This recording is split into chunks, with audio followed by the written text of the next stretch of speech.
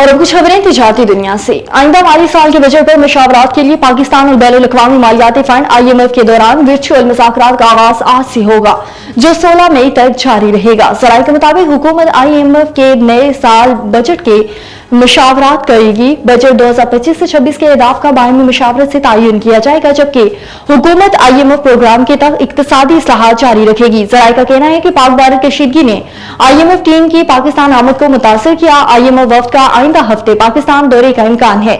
IMF کو دورہ پاکستان ایک ہفتے تاخیر کا شکار۔ ذرائع کے مطابق IMF کے ساتھ تکنیکی مذاکرات میں ڈیٹا شیئر کیا جائے گا۔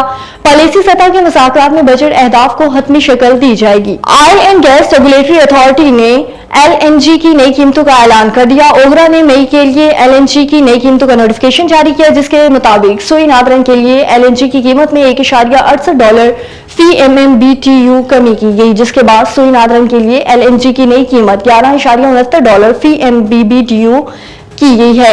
اس طرح اوگرا سوئی نادرن گیس کمپنی کے لیے LNG کی قیمت میں $1.71 فی MMBTU سستی کی، جس کے بعد اس کی نئی قیمت $10.67 فی MMBTU مقرر کی گئی۔ واضح رہے کہ اپریل میں سوئی نادرن گیس اور سوئی سدرن کے لیے LNG کی قیمت بالترتیب $13.47 اور $12.59 فی MMBTU ہوئی تھی۔ اور نائب وزیر اعظم اور وزیر خارجہ اسحاق ڈار کی زیر صدارت ایشیائی ضروریات سے متعلق اعلیٰ سطح کا اجلاس ہوا۔ وفاقی وزیر فوڈ سیکورٹی و عوامی خصوصی متعلقہ سیکرٹریز، محکموں کے سینئر حکام اور نجی شعبوں کے معاہدوں نے شرکت کی۔ وزیر خارجہ اسحاق ڈار نے متعلقہ اسٹیٹ ہولڈرز کو ایشیائی خودنوش کی فراہمی اور دستیابی کو یقینی بنانے کے لیے اقدامات کرنے کی ہدایت جاری کی۔